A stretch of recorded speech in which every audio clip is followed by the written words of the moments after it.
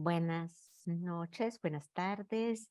Bienvenidos a todos que están aquí sintonizando nuestra conversación comunitaria sobre la salud mental en las escuelas. Soy Araceli Gómez Aldanda, soy reportera y principal para el WBEZ. Esto es para ustedes, para los padres y madres, para darles información y recursos para que sus niños estén saludables y felices en el año escolar próximo. Sabemos de hablar con ustedes y de las respuestas a las preguntas que ustedes buscan, que la salud mental de los niños es una preocupación muy importante.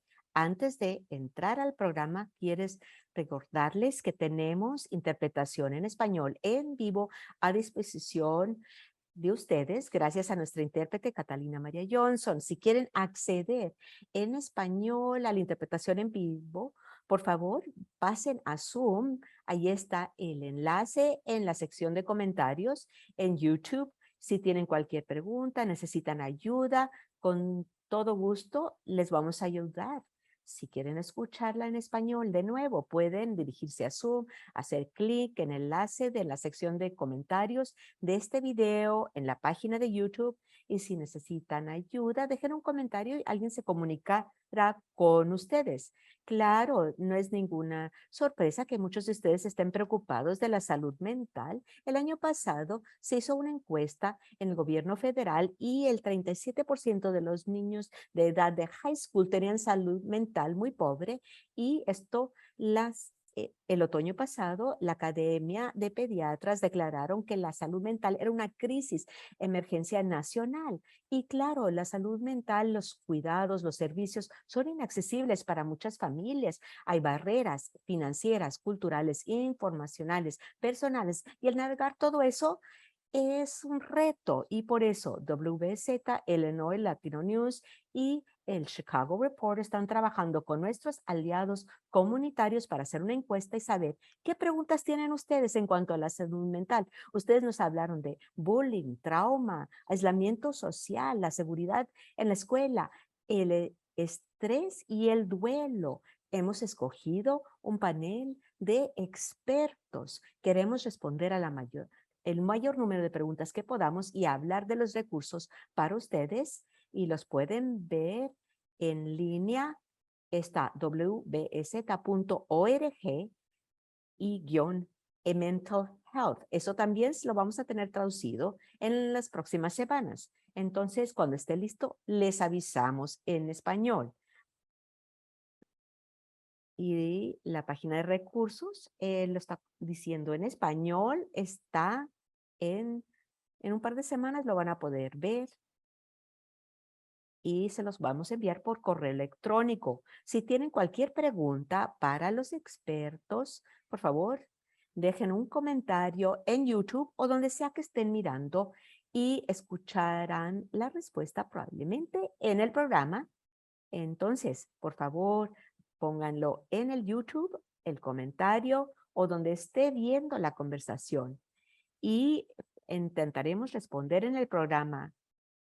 Y también vamos a dar unas tarjetas de regalo de Joel Osco al final del programa para los que se inscribieron.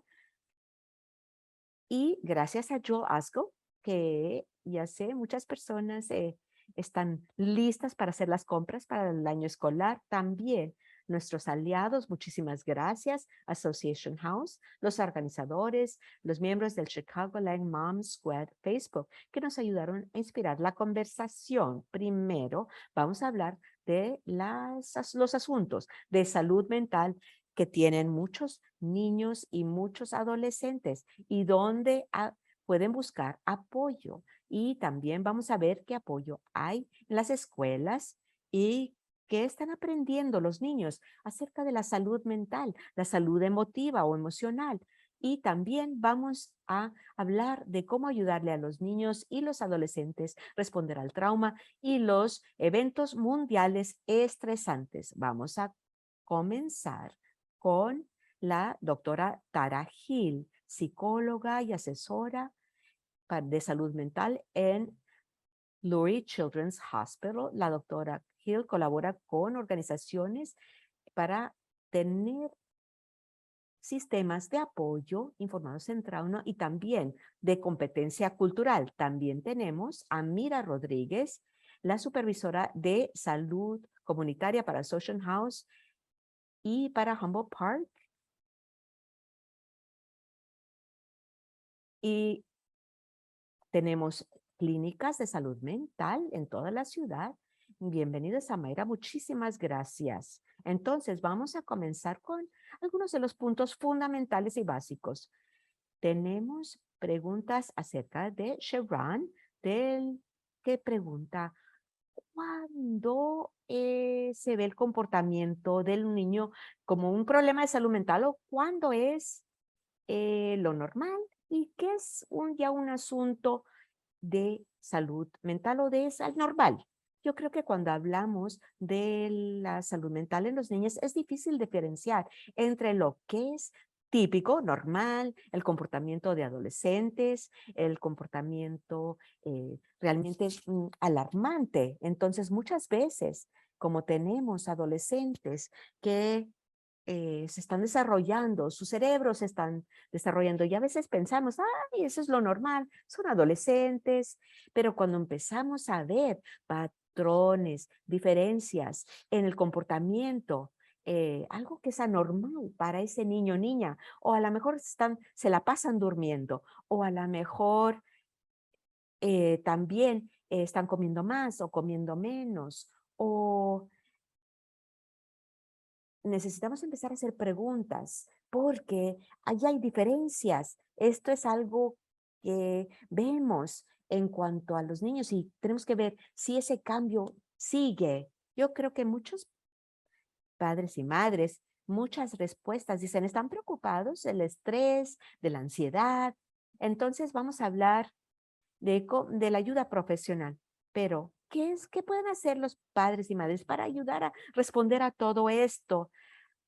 Estamos viendo que hay estrés con los quehaceres, las actividades escolares.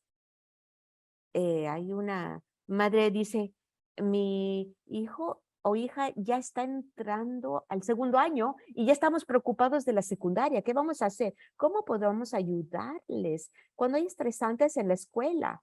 Todos están estresados, me parece. Creo que es muy importante reconocer que los padres y las madres pueden como establecer el tono basado en sus valores familiares. Todos queremos que tengan éxito los niños, pero claro, lo que necesita alguien en el segundo año es muy diferente a lo que necesita alguno en la secundaria, el high school. Hay que quedarse en el momento. ¿Qué necesita un estudiante de segundo grado? Necesitan una rutina, necesitan estructura, necesitan ayuda, un apoyo para la transición, el cambio del verano al otoño. Necesitan también que los padres tienen que decir, estamos bien. Si ellos están modelando una ansiedad y los niños lo van a ver y lo van a responder a ese mismo estrés. Entonces hay que tener una sensación de seguridad emocional para que también. Y si los padres participan en las actividades escolares, entonces hay como una comunicación entre ambos. Y doctor Gil, hay que hablar del estrés. A veces nadie habla del estrés, todo el mundo lo siente, pero nadie sabe cómo hablar de eso. Es tan importante. Es importante reconocer que en Chicago hay muchas culturas. A nivel cultural hay comunidades que hablan del estrés en cuanto a salud mental. A lo mejor lo hacen fácilmente o a lo mejor no. Entonces hay que asegurarse que los padres y las madres comiencen a dialogar, que no se esperen a que los niños hablen de sus preocupaciones, pero que sea parte de la rutina regular, preguntarles cómo va el día. Hay que establecer un patrón de comunicación que le importa al padre o la madre saber, que también ayudarles, dar las palabras para poder hablar de los cambios en el cuerpo, porque en todo el desarrollo del niño hay que hablar del proceso de desarrollo a cada edad. O sea, que hay que tomar la iniciativa. Exacto, claro que seguimos respondiendo a la pandemia. Entonces, hay muchas personas que están preocupadas de que ya llegan después de nuevo a escuelas a nivel presencial. o sea, regresan a nivel presencial después de un nivel remoto. ¿Cómo van a sobrevivir de nuevo esa transición? Yo creo que para hablar de lo que decía, hacerle eco a la doctora Gil, nosotros establecemos el tono en el hogar. ¿Cómo van a ser las conversaciones? Nuestros comportamientos son los que modelan los niños y las niñas. Entonces hay muchas preocupaciones. Sí, que si hay vacuna, que si no hay vacuna, pero a lo mejor las escuelas no están obligando las mascarillas, el cubrebocas. Hay decisiones personales. Hay niños que han estado muy aislados. Hay que volver a integrarlos. Y también el niño de 4 años no quiere estar rodeada de gente porque es un bebé de COVID. O sea, se crió durante el COVID. ¿Cómo podemos tener esas conversaciones? Hablar de espacios seguros, crear espacios seguros. Dependiendo de la edad, los niños o las niñas a lo mejor no tienen las palabras, el lenguaje, no nos podemos esperar a que ellos hablen con nosotros. Nosotros tenemos que abordarles a ellos, usar las palabras sin juicio y lenguaje, sin juicio. A mí me preocupa esto, pero a mí me importa con cariño y con transparencia. ¿Qué es lo que está sucediendo en este mundo? O sea, ser honesto para que sepan qué es lo que está haciendo uno como familia para seguir adelante, ya sea en la casa, en la comunidad, en la escuela. ¿Qué hacemos como unidad? Todos juntos para seguir viviendo de manera saludable y productiva. Todo el mundo tiene que trabajar juntos cuando se trata de todo esto, claro. Entonces, yo estaba pensando en unas cosas que nos dijo uno de los padres de familia. Quiero hablar de los padres o madres en cuanto a los retos personales y culturales.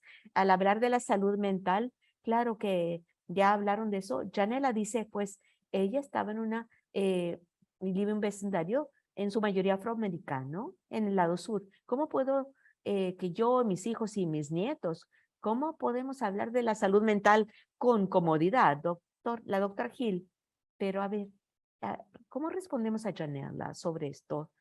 Bueno, yo creo, culturalmente los afroamericanos tienen tradiciones orales, verbales. Yo hablaría en las generaciones, cuáles han sido los puntos fuertes, si hay historias en varias generaciones que porque a veces dicen, no, los niños no hablan de eso, nosotros no hablamos de la salud mental, o a lo mejor hay normas culturales de muchas generaciones, hablar del perjuicio de esos mensajes, pero también como el tiempo y esta seguridad, ya hay una necesidad de conversar de eso y qué normas quiere uno establecer para la familia en estos tiempos actuales que responden a la cultura y la escuela del día de hoy y establecer cuáles son las expectativas suyas en cuanto a una relación segura, también cariñosa y que apoye apoyar esos valores.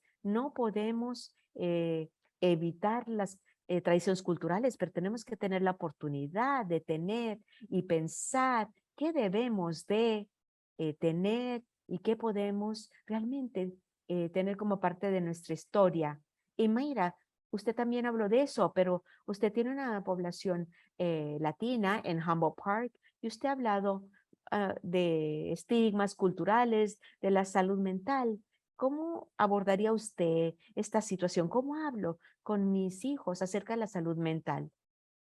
Bueno, en la comunidad latina, el hablar de la salud mental eh, es muy tabú todavía. Hay muchas de estas suposiciones y que uno es débil, tiene la mente débil, o que eso, no pienses en eso y se te quita. Y yo lo que sugiero es que ofrezcamos en esta comunidad es 2 veces tenemos en Association House sin costo alguno para la comunidad reuniones, una oportunidad para que las personas vengan a la agencia, tomen el curso y aprendan acerca de señales, indicios, señales, cómo aborda a alguien al quien le tengo cariño, que estoy viendo cosas alarmantes, qué palabras uso, cómo abordo el tema con ellos, porque el tener esa educación y el conocimiento con eso va a cambiar ese estigma, ese prejuicio y va a cambiar la cultura para que nuestras familias puedan ser más saludables. Hay muchos padres y madres que vienen a este curso que se lo dejan con un mejor entendimiento de cómo puedo yo hablar con mi hijo y abordar el tema porque ya veo las cosas de diferente manera. Entonces, el tener esas palabras y sabemos que esto sucede en todas las comunidades afroamericanas y latinas. Si estás deprimido, no, que se te quita. Haz algo que te haga feliz o que te haga sentirte feliz. O a veces abordamos estos temas con una generalización superficial. Entonces, para los padres y madres que como dijo Mayra, que hay ciertas señales o a lo mejor no están actuando como normalmente lo hacen o algo ahí que está un poco mal. ¿Dónde consiguen ayuda? ¿Cómo pueden recibir ayuda profesional si la necesitan? Una pregunta que muchos padres nos dijeron y madres, ¿qué recursos de salud mental hay para mi hijo o hija y cómo los puedo acceder? ¿Por dónde comienza uno? ¿Qué podemos hacer? Bueno, creo que es muy importante. ¿Quién está en el sistema de apoyo? Hay que comenzar en el nivel fundamental. ¿Quiénes son los adultos? Que podrían ser un pastor, un párroco, un maestro maestra, o sea, los adultos que pueden ayudar con un espacio seguro, que les pueden ayudar día a día. Si uno está observando que hay algo de salud mental, hay que pensar en quizá después de la escuela puede haber un trabajador social, psicólogo, y en otro nivel, si hay una crisis, puede uno pensar en algunas de las líneas de crisis. Van a ustedes compartir esos recursos que a nivel local y nacional hay líneas telefónicas o textos, para mensajes de texto para crisis, y si uno puede estar en nuestra comunidad que tiene seguro médico, pueden seguir también con el doctor o el médico personal, médico, enfermera. ¿Qué servicios? Hay a veces que hay exceso, a veces hay acceso, pero no uno sabe por dónde conseguirlo o cómo comenzar, cómo ir a la lista de espera. Y a veces se tarda un poco y a lo mejor un poco de ayuda también y persistencia. Entonces, eh, a veces esperamos que se mantengan animados los padres y las madres y sigan persistiendo. Excelentes sugerencias. Mayra, ¿qué consejos tiene usted para padres o madres que están buscando eh, ayuda profesional? Lo que dijo la doctora Giel, lo mismo, eco. Sí, el apoyo, el sistema de apoyo, la red de apoyo local, las escuelas, hay ahí en la escuela algún tipo de apoyo, enfermeras, consejeras, trabajadoras sociales, psicólogos, y que ellos ayuden a la familia en el apoyo que necesitan para sus hijos o hijas, y también les pueden ayudar a mandarlos con personal médico y también las líneas de crisis, antisuicidio. Aquí en Association House tenemos también sistemas de apoyos para solicitar para la tarjeta médica. Entonces hay una variedad de cosas, pero creo que es eso.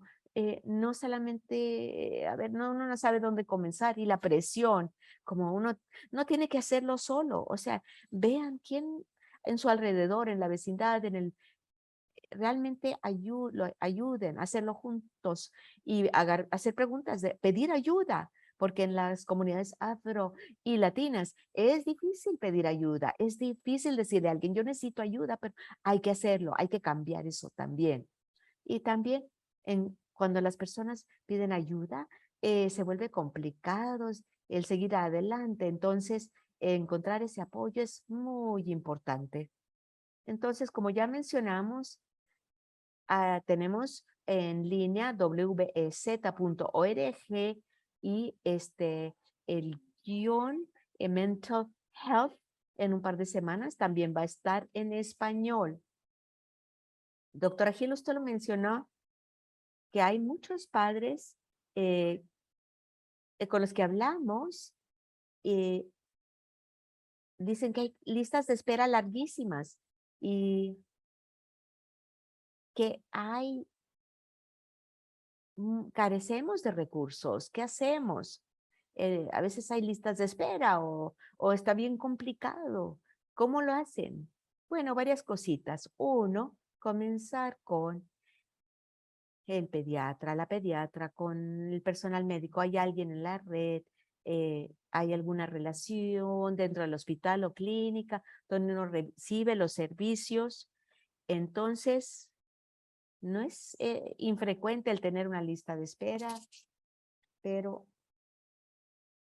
también hay programas especiales para las familias que están ahí en Lori. Vemos los espacios comunitarios y las escuelas, el acceso a salud mental, porque queremos que los programas sean accesibles. Uno, hay que pensar, puede uno empezar en el sistema escolar.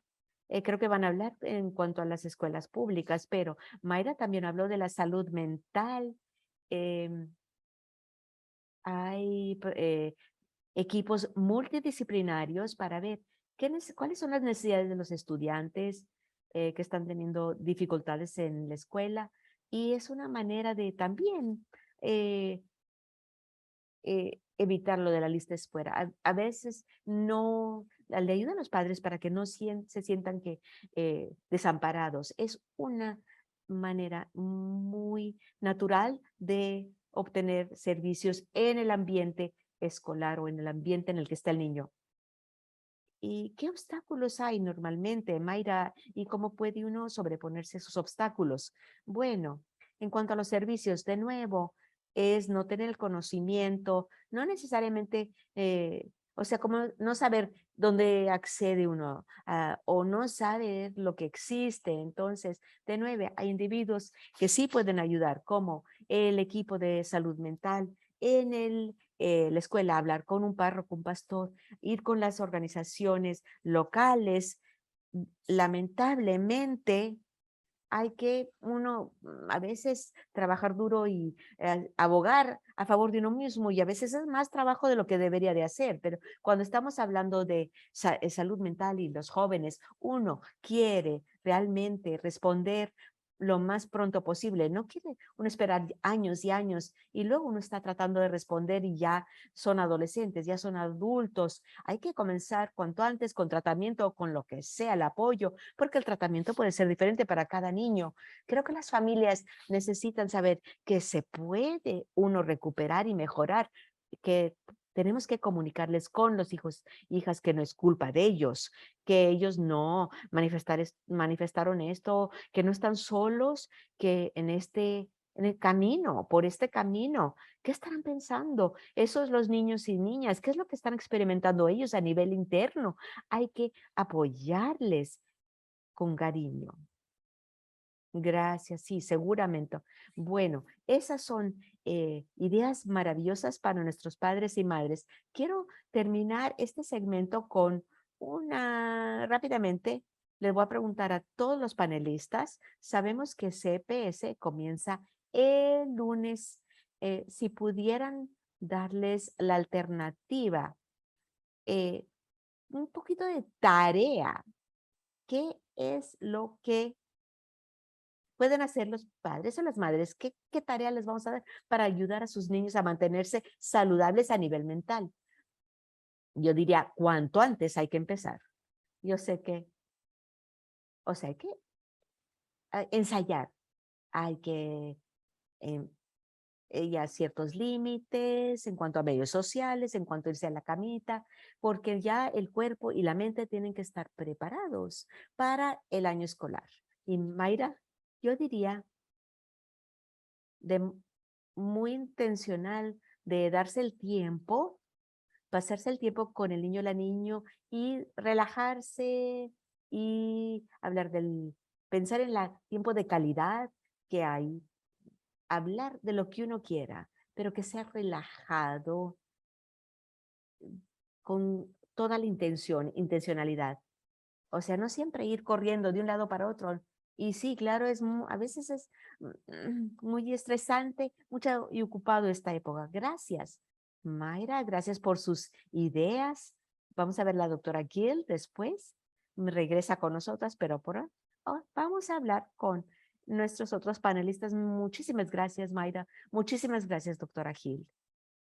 Ahora vamos a hablar de qué deben saber los padres y madres y estudiantes acerca del apoyo de salud mental en las escuelas de Chicago. Catherine Whitfield Martin es la directora Charles Sumner Math and Science Community Academy, y antes de que comenzara en la docencia, era trabajadora social.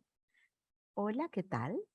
Hola, gracias por tenerme aquí. Y tenemos a Brian Coleman, consejero en Jones College Prep en Printers Row, y él dirige el departamento de consejería, y Brian es también el presidente de la Asociación de Consejeros Escolares de Illinois. Gracias, Brian. Y si quieren preguntas, pongan una pregunta en YouTube o donde sea que estén escuchando y lo incluimos. Gracias, Brian. Entonces, vamos a seguir, nos vamos a pasar este tiempo. ¿Qué hay dentro de los sistemas escolares para que gocen de buena salud mental los estudiantes? Jane, del lado sudeste, dice, ¿cómo pueden las escuelas apoyar la salud mental, pero que sea parte del currículum diario o cotidiano, que no tengan que pedir ayuda especial? Esto es, director Martin, ¿qué podemos hacer? ¿Qué es el aprendizaje social, emocional y otras cosas que están sucediendo en el salón? A mí me encanta lo que está sucediendo en nuestro distrito en los últimos años. Hemos tenido a nivel, hace 10 años yo me sentía que estaba aislada como trabajadora social. O sea, ya nos empezamos a unirnos, las prioridades cambiaron. El bienestar de nuestros estudiantes es lo más importante, y realmente hemos comenzado en cuanto a el conocimiento y el aprendizaje social y emocional. Tenemos muchas cosas que están eh, trabajando para que todas las familias que necesitan el ayudo, y ya tenemos todos los procedimientos y el protocolo de que todo estudiante puede ver. Hablamos de el aprendizaje social y emotivo, hablamos de todo lo que aprende, cómo ser cordial y cortés, cómo aceptar opiniones negativas o criticismo, cómo responder de manera apropiada, a que realmente los niños tienen que aprender, pero no los enseñamos de manera directa. Entonces, en nuestro distrito estamos empezando a hablar del aprendizaje social y emotivo, que es parte del trabajo diario con los niños, currículum central, que es para todos. De nuevo, aprendizaje social y emotivo. Por ejemplo, hay un currículum basado en la investigación que es parte de las experiencias diarias, y lo facilitan los consejeros y los maestros y las maestras para que haya estas habilidades fundamentales, y sobre todo conversar en cuanto a las emociones, la frustración, cómo hablamos de nuestra frustración de una manera productiva. Entonces yo creo que para los padres y las madres hay muchas maneras que el distrito les está dando las oportunidades de abordar el tema, pero como yo y Brian, venimos como este conocimiento, este entusiasmo, por eso trabajamos en las escuelas. Pero si yo no hubiera tenido esa, eh, este, estos antecedentes como trabajadora social, yo no hubiera entendido cómo funciona este apoyo. Y Brian, ¿en tu profesión has visto ese cambio? ¿Ven ustedes la diferencia entre alguien que se está uniendo al personal docente, o eh, qué saben del aprendizaje social y emotivo? Definitivamente hay una diferencia. Los padres, piensen ustedes, cuando ustedes eran niños, hablaban de salud mental, hablaban del bienestar social y emotivo, y había algo de eso en la experiencia suya y así vemos cuando no éramos, ya estamos adultos y estamos trabajando y sabíamos en nuestras escuelas no tuvimos esas experiencias de niño en cuanto al aprendizaje social y emotivo. Es muy común que las personas estén ansiosos o nerviosos, no saben cómo es el trabajo, pero estoy de acuerdo que nuestro distrito está ofreciendo apoyo, herramientas, recursos y empoderamiento en cuanto a estas conversaciones.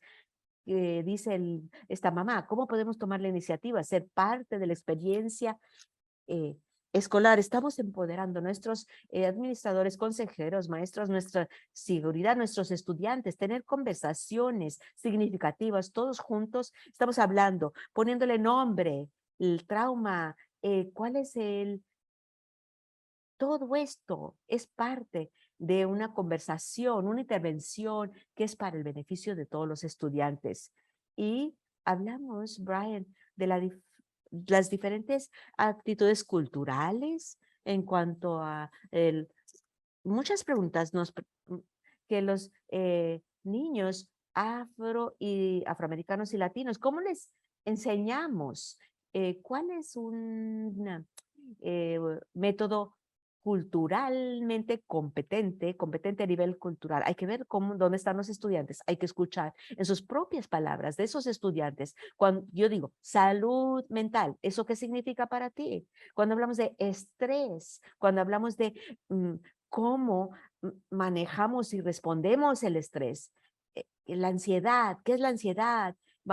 Tenemos que tener palabras comunes, un idioma común para tratar de ayudar a las familias, porque las familias saben que las escuelas son muy complicadas a veces, hay muchas puntas de vista, muchas perspectivas. Tenemos que emprender cómo vamos a responder. Si a usted le preocupa su hijo o hija, necesitamos que estas conversaciones tienen que ser normales. Estas conversaciones tienen que eh, a- darle apoyo, porque muchas familias están aisladas. Realmente, hay veces que no saben las familias cómo abordar esto y cómo tener una conversación y una comunidad que apoye y entender que la escuela es una extensión de la comunidad. A mí me parece que hay muchas palabras, un idioma que está por fuera, un idioma como un lingo, eh, una jerga como educativa, que si consejeros, que si trabajadores sociales, que si terapeutas, todo eso está en la escuela, pero hay gente, yo creo que a veces no sabe uno quién es quién, que tú eres consejero, entonces has sido como eh, trabajadora social, hablen de las diferencias en esos puestos y los papeles que juega cada quien en la escuela. Yo creo que la trabajadora social normalmente se enfoca en el salud mental del estudiante.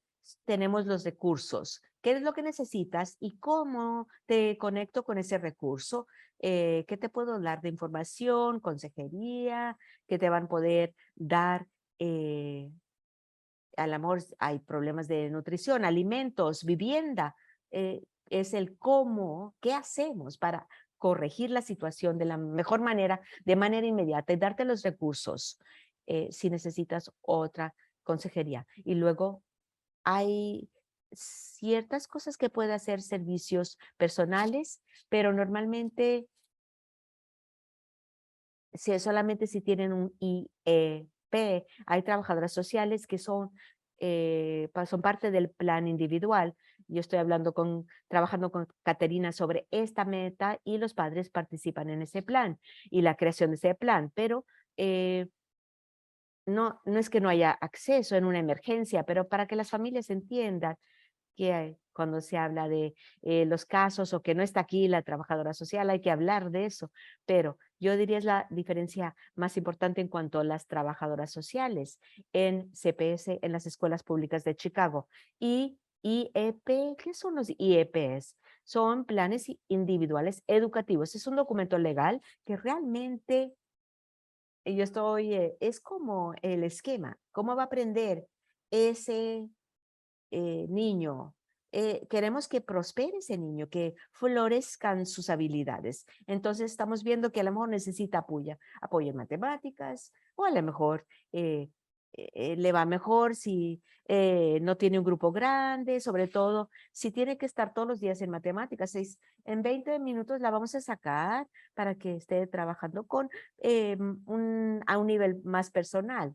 Mm, Entonces hay reuniones, hay documentos y llamadas, y todo es parte de que todos los padres tienen un papel muy importante. O sea, tienen que abogar a veces a favor de sus hijos o hijas, hacer las preguntas, interrumpir y decir, yo no entiendo lo que están diciendo, para que nosotros podamos responder de la manera debida o apropiada. Y a veces que eso puede intimidar a los padres o madres, pero como profesionales queremos ver que su hijo o hija florezca los mejores intereses de sus hijos. Y yo puedo hablar para mi distrito. Es muy difícil, la gente que está aquí, eh, queremos a los niños, les tenemos cariño a los niños, a sus familias. Entonces, espero que lo sepan las familias. Hagan preguntas, hagan muchas preguntas, interrumpan el proceso, decir, hey, no entiendo. Y Brian, ¿alguna idea para las personas que están eh, hablando con un consejero, trabajador social? Algo que varía mucho de escuela a escuela. Hay una combinación de diferentes papeles, o sea, que si el trabajador social, que si el psicólogo, la psicóloga, o que si el coordinador de casos, que quien ayuda con los documentos legales. Es bien importante quién está en el sistema escolar y cómo describen ellos mismos sus escuelas. O hay consejeros, pero, por ejemplo, yo pienso a nivel general que nosotros eh, somos como el conector, no somos el maestro, no somos los académicos, no somos, o sea, no somos el que programa las clases, sabemos muchos trabajos en cuanto a aprendizaje social y emotivo. Nosotros hacemos como a nivel de toda la escuela, a nivel de todos los estudiantes, apoyo académico, pero eh, des- algunas veces es después de la escuela, qué van a hacer, para dónde vivir, después de la secundaria, el high school, que cómo entra lo educativo a las metas generales, o el sistema escolar es diferente en cada escuela. Los consejeros a veces eh, no son de tiempo completo. Las trabajadoras sociales, los psicólogos, a veces van a diferentes escuelas. Entonces, cuando estoy pensando en consejeros, pienso que los consejeros pueden ser la primera línea de servicio al cliente. Si no saben dónde comenzar, por dónde ir, pueden comenzar con el consejero, y a lo mejor no pueden darles el servicio directo, pero les pueden conectar a las personas que sí les den los servicios. Hay que hacer las preguntas y muchos comentarios y preguntas acerca de qué escuelas tienen qué, y también la desigualdad de los recursos en cuanto a las escuelas. Entonces, tenemos aquí una diapositiva y aquí un esquema de los análisis de Chalkbeat Chicago. Es del 2021. Aquí está para poder hablar del esquema. Aquí están, Chalkbeat, los números de consejeros en escuelas con estudiantes en su mayoría latinos.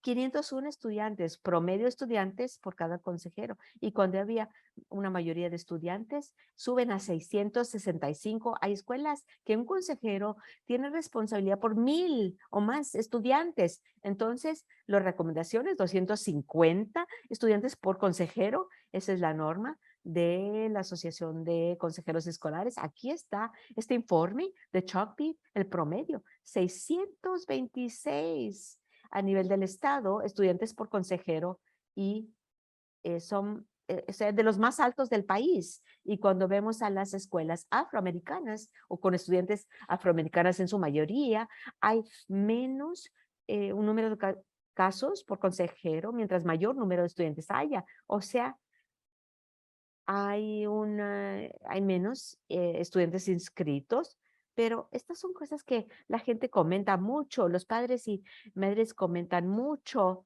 Y pueden ustedes, por favor, comentarnos qué han sabido de otros consejeros Bueno, yo he visto que hay muchas personas que están, pues, los consejeros están sobrebordados, o sea que tienen demasiados casos y hay que ser muy estratégicos, hay que realmente usamos palabras tier 1, tier 2, o sea, nivel 1, nivel 2, nivel primero 1 son para todos los estudiantes. Entonces, ese es cuando el currículum, los consejeros, porque queremos apoyar eh, comportamientos y en cuanto al aprendizaje social y emotivo. Entonces, llegar a la clase, ser aliados con los maestros, asegurarnos que hay información para los estudiantes rápidamente, porque cuando uno tiene 500, 600 estudiantes en su de casos. Es muy complicado verlos a cada uno individualmente o personalmente, dependiendo de la estructura de la escuela, dependiendo del tiempo que le dan al consejero. A lo mejor tiene otras obligaciones que no son ni siquiera relacionadas con la consejería. O sea, se le pasa mucho a veces. Siempre están nomás respondiendo a la crisis y a lo mejor el consejero no puede hacer más que eso. Depende del ambiente escolar, pero pero cuando hay tantos estudiantes, en, cuando uno habla de los aliados comunitarios, los recursos, eso es tan difícil. Muchos de nuestros padres y madres nos dijeron, eh, pidieron más recursos y hubo muchas preguntas en cuanto a una de mi tierra de Pullman que pregunta, ¿por qué los recursos para las escuelas primarias no son iguales entre escuelas? Directora Martin, ¿por qué? ¿Por qué sucede esto?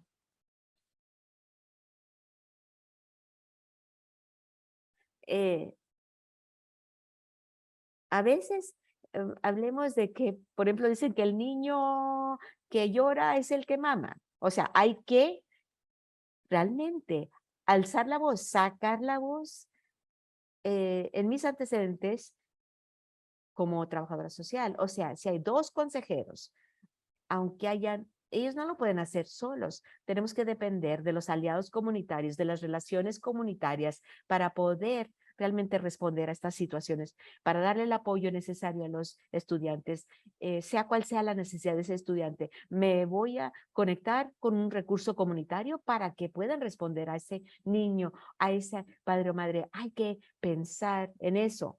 Pero ahora lo que estoy diciendo que en cuanto al aprendizaje social emotivo, estamos empezando a ver ese liderazgo que vemos, ya identificamos los aliados comunitarios, ya los tenemos en una lista para que puedan inmediatamente conectarse con esos recursos, en vez de que yo, como yo sí sé responder eso como trabajadora social, porque eso ya lo he hecho, pero no todo el mundo tiene esos antecedentes ni las habilidades. Entonces, con este distrito tenemos ese aprendizaje social emotivo y estamos respondiendo a los recursos de antemano para que estén a disposición. Pero ha habido, claro, muchas desigualdades en cuanto a los fondos y los recursos en cuanto a las escuelas, pero voy a decir que ha habido otros fondos recientemente en cuanto a la equidad, o sea, para que haya mayor igualdad entre diferentes escuelas, eh, para, desde mi punto de vista, en mi comunidad, yo me he beneficiado, me he permitido mejorar los recursos, aumentarlos, tener menos tener aliados comunitarios para varios servicios. O sea, yo escucho lo que dice esa madre, le digo que sea optimista, que las cosas están cambiando y que va a haber mayor recursos para todos. Y hablemos un poquito de cómo es que los padres pueden abogar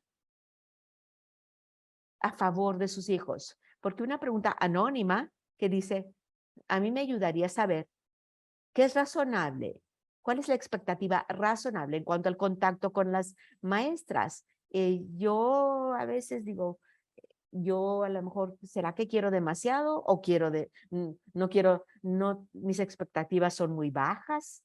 ¿Qué es lo razonable? ¿Qué es lo razonable? Y yo sé que hay muchas personas preguntan esto. Bueno, pues yo pienso en eso, pues yo sé, las maestras me dicen cómo participamos, cómo hay mucha ansiedad de ambos lados, ¿no? Hay ansiedad. Yo vengo a una escuela de que yo me comunico de más. Hablen, hablemos, tomemos la iniciativa. En nuestra comunidad no hay suficiente comunicación en cuanto al personal, las maestras, los consejeros. Entonces yo ah, toda nuestra educación tiene que ver con relaciones para que haya respuesta. Hay siempre el principio del año, qué es lo que vamos a decir, cómo vamos a responder a los hijos, cómo vamos a lograr la participación, esa comunicación entre todos, como quieren que el padre responda y se comunica. Estamos hablando de sus hijos, de su educación. Entonces, la participación es absolutamente apropiada y fundamental, sobre todo en lo que van desarrollando los niños. Claro, hay mayor y mayor responsabilidad. Inclusive el estudiante mismo puede abogar a favor y de nuevo, les estamos enseñando a los estudiantes diciéndoles hay que tomar la responsabilidad en las experiencias educativas. Es muy importante comunicarse, tomar la iniciativa. Entonces, primero decirle a la maestra, al consejero, al trabajador social, ¿cómo puedo yo apoyarte a ti en el trabajo que estás haciendo con mi hijo o hija? Eso es tan importante porque entonces de inmediatamente es colaboración y no acusación. Estas son las ideas maravillosas. Pónganlas, por favor, de una vez. Eh, se- pro- si hay alguna estrategia que uno sepa que funciona con su hijo o hijo, hay que compartirla con el maestro o maestra. Mi hijo o hija, pues él lo que puede hacer es, a él le gusta, por ejemplo, aislarse, si se empieza a enojar, si le da uno la oportunidad de hacer esto o lo otro, de esa manera responde mejor. O sea, yo hablo de la mochila invisible que trae un niño, su equipaje invisible. Él tiene experiencias que tuvieron con maestras, lo que vieron al llegar a la escuela, lo que ven en su casa. Entonces nosotros como adultos tenemos que ver esa mochila eh, y para que esas experiencias sean positivas en vez de negativas, las que traen su mochilita. Yo se lo comparto con los padres y madres que tienen como, no tienen mucha confianza en el sistema porque han tenido experiencias muy negativas. Yo le digo a esa papá o mamá, esto es lo que le gusta a mi hijo, esto es lo que le entusiasma, si usted lo puede incorporar al salón. Hay portales comunicativos, muchas escuelas, o sea, hay que preguntar, ¿hay algún portal, correo electrónico para comunicarme? ¿De qué manera? Y a lo mejor ella, ¿qué es lo que prefiere la maestra? A mí lo que me gusta es que cada semana te doy el informe de como los adelantos, los progresos, o si hay, yo trato cada semana de comunicarme con usted, ah, o sea, ver qué es lo que dice la maestra también en cuanto a cómo se comunica esta maestra. Yo sé que voy a saber de ella cada 4 semanas, cada 5 semanas, cada semana. Y si no, yo inicio la comunicación. Y tal los padres o madres es tan importante en cuanto a las calificaciones. Hay un portal, pueden ver en el teléfono, hay una app, una aplicación, pueden descargarla. La oficina les puede ayudar para entender cómo es esa aplicación, para ver cómo les va a mi estudiante, qué es lo que están faltando en sus quehaceres, en sus tareas y ver. Esa es una pregunta y una conversación. Por favor, pueden añadir eso, esto lo puede, pues, puedo trabajar con él o ella en la casa, con esos detalles.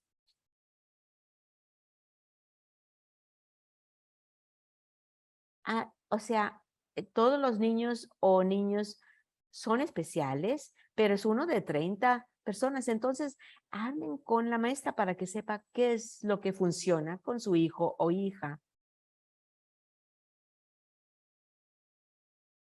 Cuando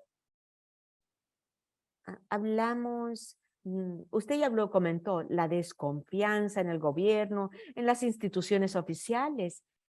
Tenemos que hablar de, claro que ha habido racismo sistémico, trauma generacional.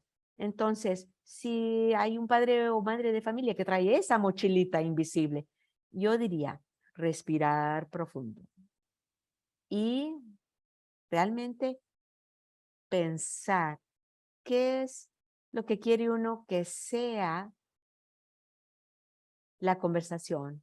Porque uno puede decir, tener claridad, ¿qué es lo que quiere? Por ejemplo, no sé lo que está pasando con mi hijo o hija. A veces todo el mundo tiene sus propios traumas y cómo se manifestó. Entonces,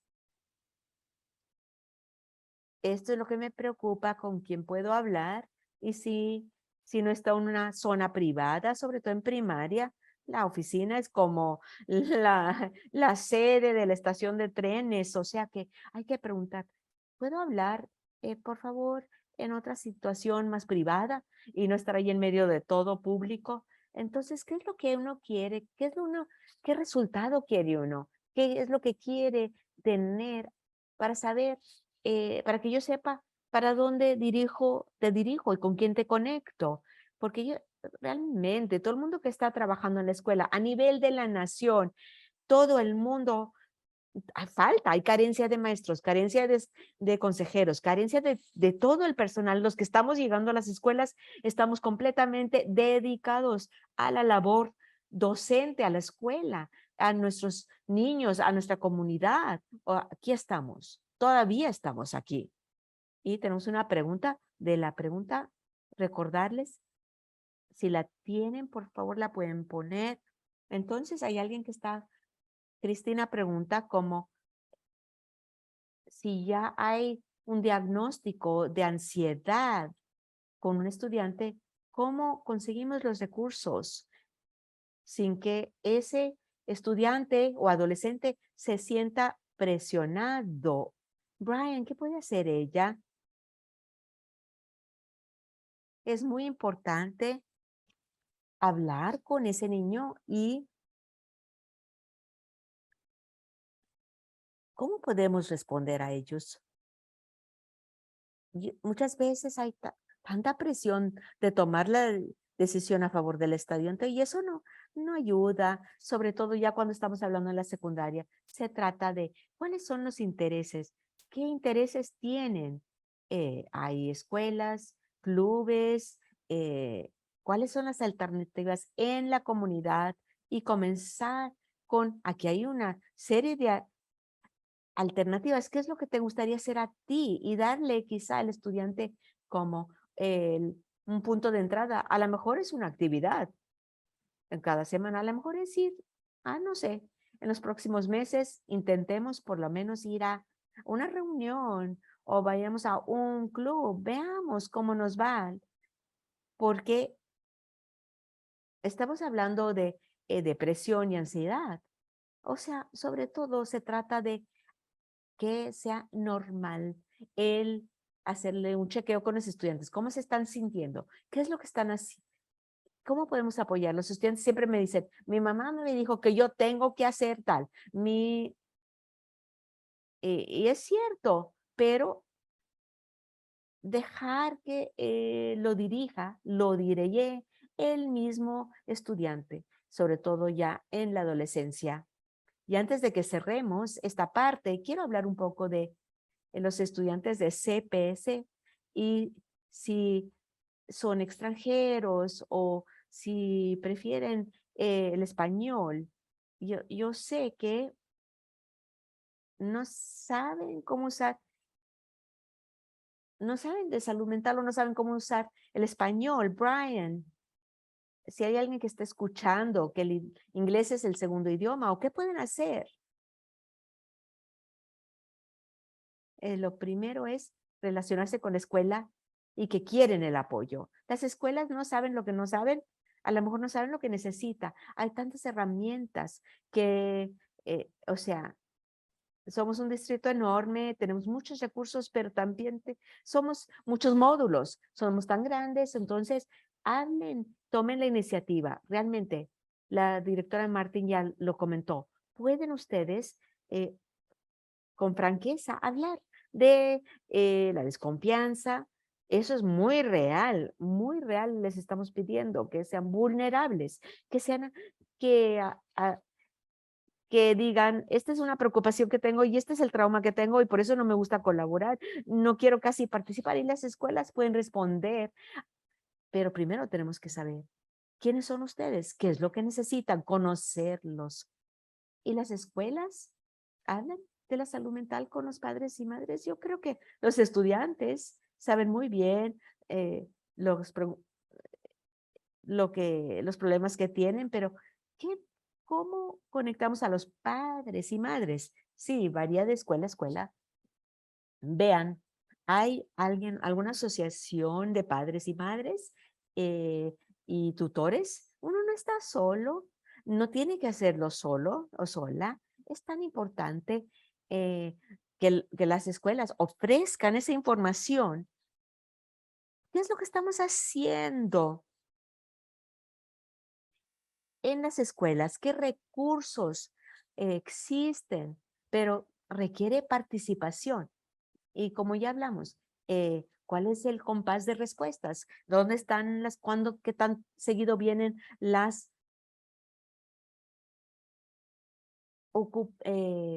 reuniones?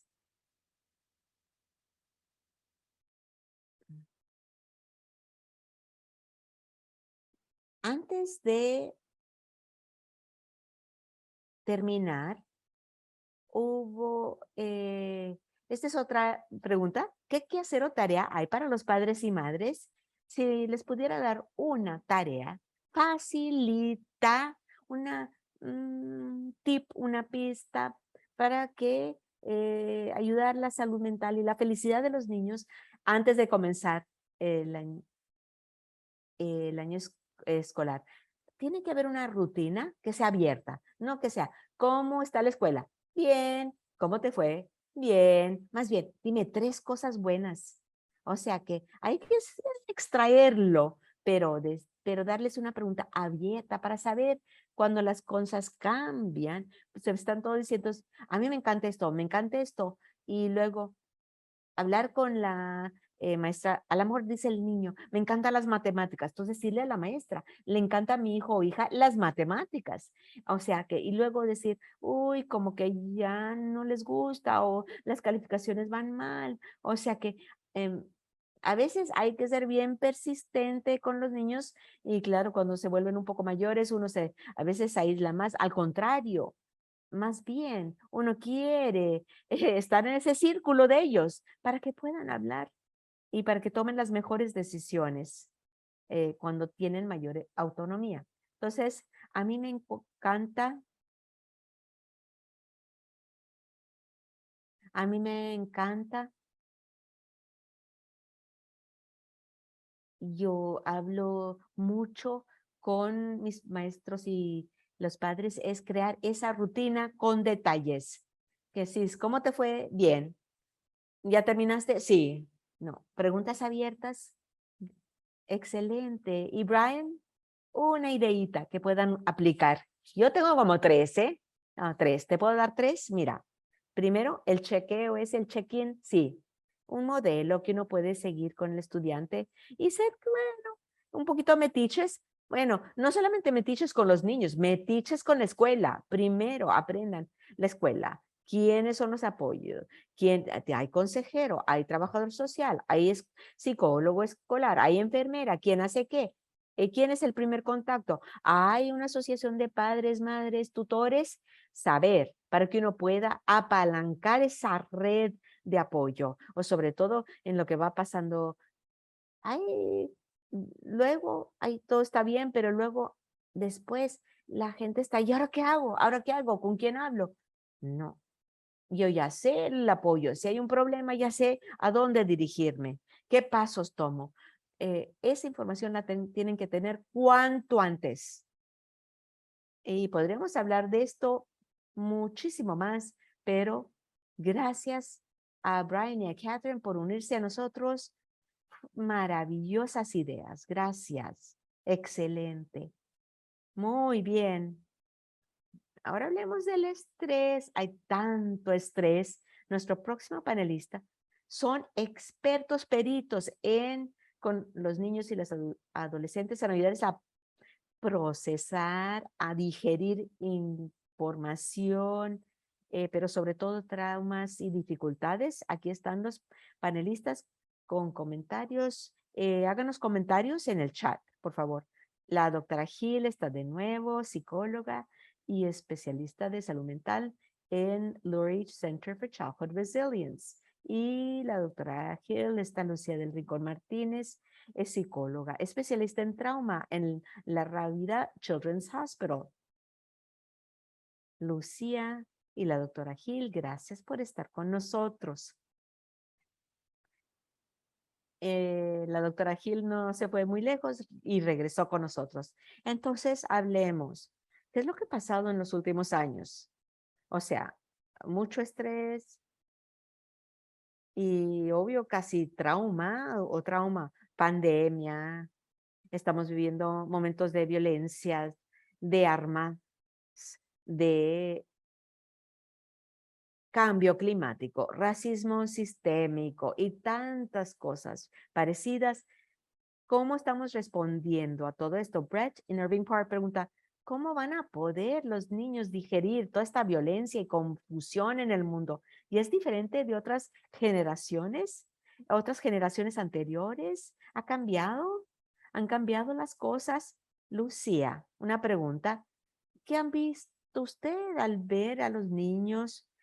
¿Cómo, qué ayuda a los niños a entender? Bueno, la comparación en generaciones muy diferentes. Esta generación pues tiene está muy expuesta a los medios, los niños están en línea, están viendo lo que quizá otros niños no tuvieron que ver en otras generaciones. Y yo creo que obviamente el tener esas conversaciones con los niños de manera apropiada para la edad, eso es muy importante porque cuando no tenemos esas conversaciones, no significa que los niños no tengan preguntas, sino que las preguntas no las están respondiendo a ellas. Yo pienso que a veces, sobre todo los niños pequeños, bueno, ni siquiera saben lo que está sucediendo. Entonces, ¿cómo responde uno a eso? ¿Qué les dice? Cuando les dice, no, es que están muy chiquitos, ni se dan cuenta. Yo creo que los niños son mucho más inteligentes de lo que nosotros pensamos. Siempre están escuchando la tele, están escuchando lo que dicen los adultos, lo que dice la gente en la sala. Definitivamente tienen acceso a esos medios. A las veces hasta ni uno mismo no está allí, pero los niños, los amigos les están diciendo, platicando, o sea, que dicen, no, no, ¿qué se va a preocupar mi hijo o hija? No, pues sí, están escuchando cosas en el colegio. Doctora Gil, ¿cómo sabe uno cuándo es el momento apropiado? Sobre todo cuando uno no sabe cuánto está entendiendo ese niño.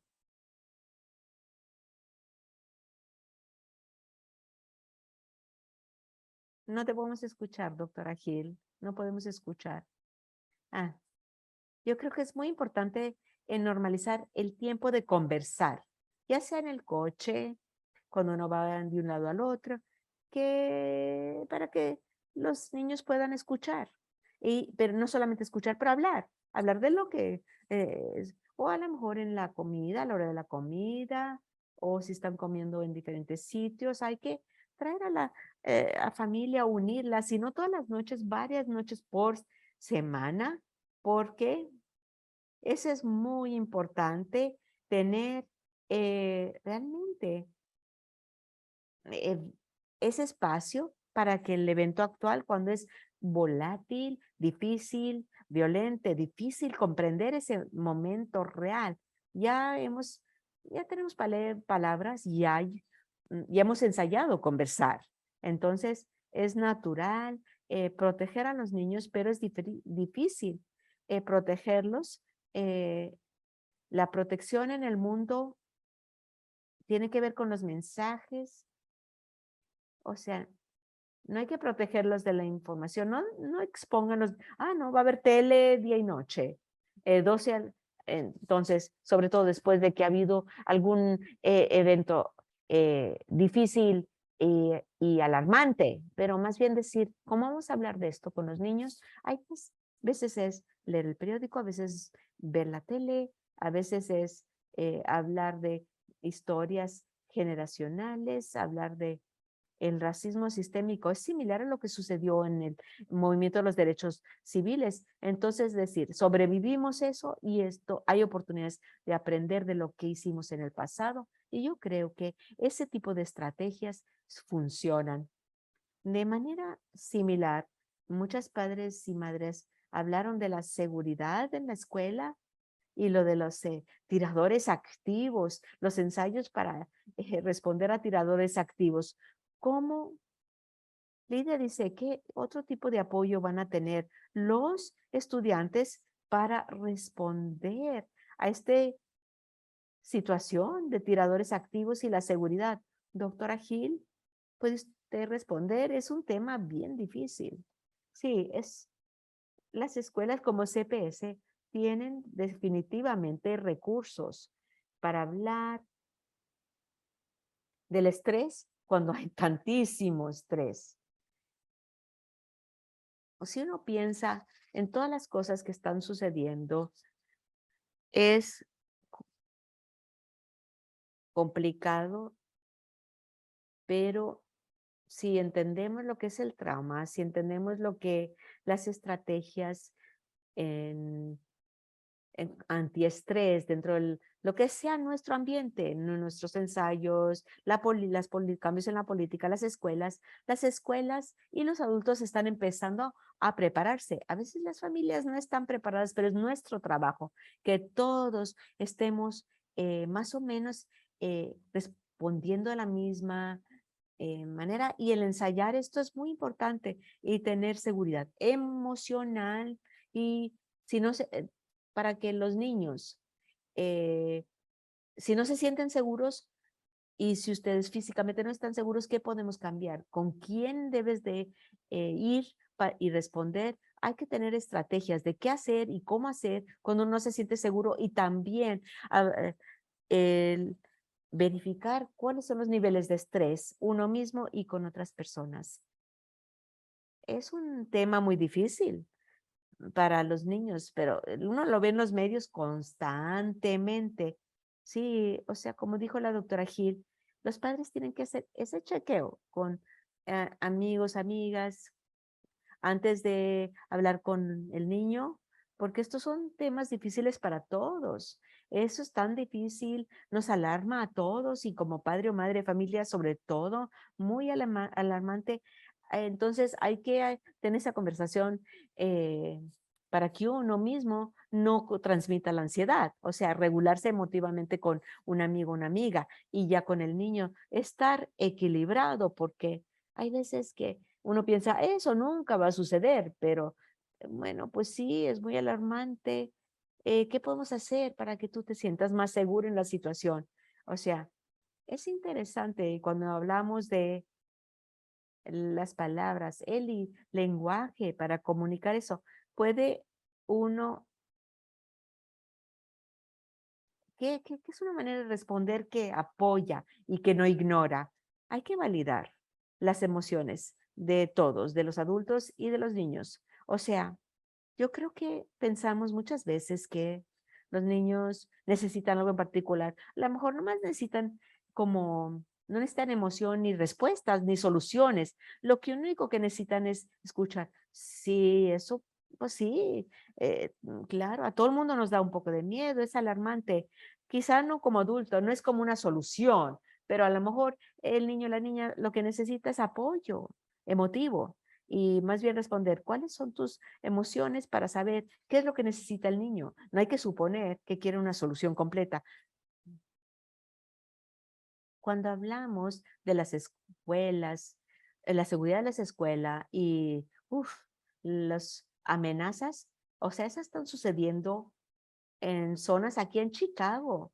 Muchos niños pequeños han muerto en la violencia comunitaria. Janela preguntó, en nuestra comunidad, en nuestra comunidad afroamericana, cuando necesitan ayuda, cuando ven a alguien que le tiran, que le disparan y algo pasa. Lucía, usted trabaja con niños que han sido testigos de la violencia. ¿Qué pueden hacer los padres y los miembros de la comunidad? Sí, claro, muchos de nuestros son así, son nuestros clientes en el centro de trauma, como hablaron en el panel al principio. Ese chequeo, ver si el comportamiento, el patrón del niño está cambiando. Entonces, eso realmente eh, los niños reaccionan de muchas maneras, pero entender lo que está sucediendo y si hay síntomas, si hay un asunto, si está afectando realmente al niño o niña, hay que ver qué tipo de tratamiento de salud mental, los recursos escolares, el pediatra o el personal médico, la enfermera. También hay terapeutas, que especialistas en trauma, hay recursos. Y a veces ahí es un tratamiento o a corto plazo o a largo plazo. Cada niño tiene necesidades diferentes, pero hay que hacer ese chequeo y luego abogar a favor de ese niño para conseguir los recursos que les hacen falta. Y en situaciones cuando no están recibiendo lo que necesitan en la casa o en el hogar, sabemos que eso es traumático. Tuvimos aquí a alguien, Kira, en West Pullman, quiere saber, ¿hay recursos para los niños en la primaria que hay abuso, descuido o violencia? Doctora Hill. Entonces yo creo que lo que el educador, lo que Brian estuvo mencionando, hay mucha variabilidad en las escuelas. Y yo diría que si hay abuso o descuido, entonces eso lo van a observar en las escuelas, pero hay que pensar en antes, antes de que se identifique al niño o la niña, hay que capacitar al personal. ¿Cómo podemos hacer esos informes? ¿Cómo podemos hacer la declaración? Y entonces ya cuando ese niño o niña se ha identificado como tener esa dificultad, hay cosas como el Centro de Children's Advocacy para abogar a favor de los niños y para que consigan los recursos comunitarios que necesitan. Y también la misma manera que usted mencionó que hay consejeros, trabajadores sociales. Entonces también hay muchos tipos de terapeutas en la comunidad con diferentes especialidades, como dijo la doctora Martínez, que es terapeuta especialista en el trauma. Entonces, de esa manera podemos identificar lo que es la mejor o la persona ideal. A veces, si están viendo los padres o madres que necesita algo el niño o niña, ayuda y dicen, yo sé que el primer paso es hacer esto, pero luego, ¿qué es lo que sigue? ¿Qué le dirían? Voy a tomar la iniciativa, pero a mí me preocupa, ¿qué va a suceder después de eso? Lucía, ¿tiene alguna idea o opinión? Bueno, sobre todo, en, ya hasta ahora la salud mental no la tenemos normalizado, les da miedo a las personas. Cuando eso está sucediendo, pues le preocupa a uno cuando no ha tenido esa de nuevo, que sea normal abrirse a esa experiencia. Pueden hacer preguntas y preguntar cómo es el tratamiento, cómo va a ser, cuáles son las alternativas. O sea, hay coordinadoras de caso que pueden orientarles basado en las necesidades. No todo tipo de tratamiento funciona para todas las familias, no toda terapeuta es para toda familia. Depende de los niños, depende de la familia. Nosotros muchas veces decimos, tenemos una experiencia y luego decimos, ay, todas las terapeutas son iguales y no es cierto. Entonces, hay que ser abiertos a la experiencia y encontrar algo que funcione para ti, para tu familia. Y si tú o tu familia eh, necesitan servicios, hay también proveedores afroamericanos, proveedores latinos.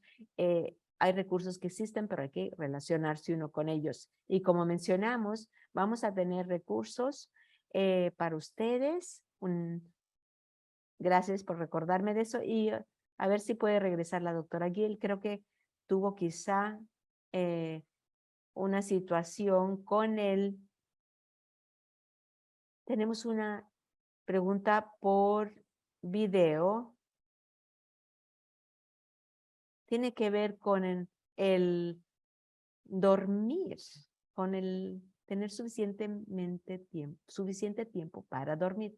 Hola, soy la doctora Audrey Stillerman, soy doctora de familiar y soy también, mi trabajo funciona en la salud mental para niños, adolescentes y familias que están en las escuelas públicas del sur y del oeste. Hemos pasado por tantas cosas en los últimos años y nos ha afectado tanto. Yo vi dos en cuanto a la salud mental. Empezamos a ver que es sumamente importante el poder dormir. El sueño nos ayuda a regular nuestra emoción, recordar las cosas, reparar nuestros músculos y también mejorar nuestros sistemas inmunos y nos ayuda con todo tipo de condiciones como la diabetes, el colesterol alto. Entonces, atletas, estudiantes, trabajadores, todos necesitan dormir bien.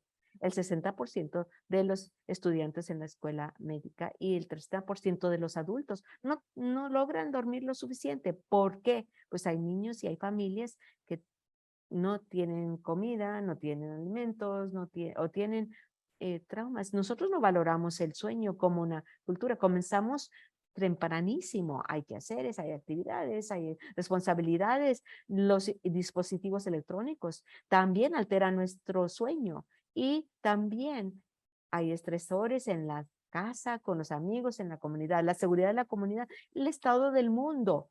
Y entonces me parece que para apoyar la seguridad de los estudiantes también podemos responder a lo del sueño. Hay que comprometernos. A las 10 nos vamos a dormir en la noche, nosotros y los adolescentes. Y de esa manera hay menos depresión en un menor, el 21%, y la ansiedad en el 20% lo disminuye. También podemos pasarnos mucho tiempo afuera y movilizándonos, moviendo nuestros cuerpos. ¿Cómo pueden los distritos y los gobiernos, los distritos escolares, apoyar el sueño saludable, el dormir de manera saludable? Gracias. Tantas cosas, tantas verdades. O sea, yo necesito mis 8 horitas de sueño, si no, me pongo de muy malo humor. Gracias, doctora Audrey. Lucía. Cuando se trata del sueño, de dormir bien, de la salud mental, es tan importante. Creo que todos necesitamos dormir. Y de nuevo, regresando al tema de la tecnología, nos la pasamos en el teléfono antes de dormir, el celular dejarlo mucho antes de dormir yo creo que a todos nos cuesta dejar el celular, afecta el desempeño del niño, del estudiante, las emociones de los niños y la rutina es tan importante para la salud mental del niño o la niña. Doctora Gil, yo sé que también hemos hablado de las rutinas en todo esto, pero también sabemos que los adolescentes jóvenes y no quieren dormirse temprano. Yo creo que es muy importante que el adolescente, como ponerle la escalera hacia la adolescencia, hacia la autonomía. No es un castigo, es más bien para que tú, lo que vas desarrollando, tengas éxito. Yo creo que no les importa lo del cerebro, pero realmente es importante en cuanto al desarrollo cerebral, pero también hablamos de los valores del hogar. ¿Qué podemos hacer en la familia, a toda la familia, para que los adolescentes, aunque haya muchas reglas, que las reglas sean parte de la cultura familiar y no una imposición externa? Bueno, ¿y alguna otra idea para los padres y madres que el lunes? Entonces, Lucía, ¿alguna tarea especial para los padres y madres? ¿Qué pueden hacer? Una cosita, una idea para empezar el año escolar de manera feliz y saludable. Yo voy a hablar ese chequeo con la terapeuta con las emociones del niño o la niña. ¿Cómo te sientes? ¿Estás nervioso? ¿Estás emocionado? Y luego ese chequeo emotivo, a veces solamente preguntamos, ay, ¿cómo te fue hoy? Bien. Creo que 5 minutitos más, el decir cuáles son tus emociones, cómo te sientes. Y entonces, de esa manera, ya pueden los niños identificar y expresar sus emociones. Excelente, gracias por unirse a nosotros. Ya vamos a cerrar. Eh, Quiero agradecerle a Lucía, doctora Gil, y muchísimas gracias por participar en este evento. También muchísimas gracias a los panelistas anteriores, Mayra Rodríguez, Brian Coleman, Catherine Whitfield Martin. Gracias a todos por participar. Esta conversación no hubiera sido posible sin los padres y madres que respondieron a nuestra encuesta. Y les agradecemos a todos los que se tomaron el tiempo de compartir sus ideas con nosotros. Y no lo hubiéramos podido hacer. Si quieren mayor información en cuanto a los recursos mentales de salud mental en Chicago, pueden ver. Eso va a estar en wbz.org/mental health.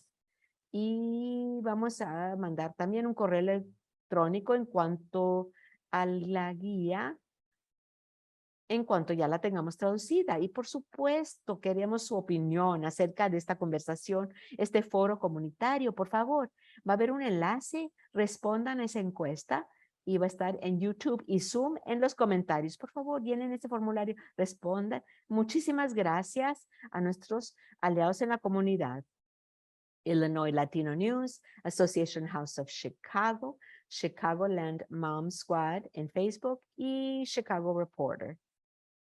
Finalmente, tenemos los ganadores de las tarjetas. Al azar, 10 personas que se inscribieron. Tenemos los ganadores, $25, tarjeta de regalo, Roberto Mengíbar, Franci Rocha, Cristina Nieto y Nancy Álvarez. Felicidades. Ganó $50. La tarjeta de regalo, Laura Garusic, Jermaine Nellam, Morgan Halstead, Danny O'Farrell. Y 2 personas con $100 regaló, tarjeta de regalo de Jill Asco, Mary Creamer y Patricia Kane. Felicidades a todos y que les vaya muy bien con sus compras y se las mandamos por correo electrónico para que se las podamos mandar. Gracias a todos que han estado sintonizando. Muchísimas gracias al productor. Gracias a Asha y a Alex y nuestro equipo de eventos y de foros. Gracias a todos y hasta la próxima. Gracias.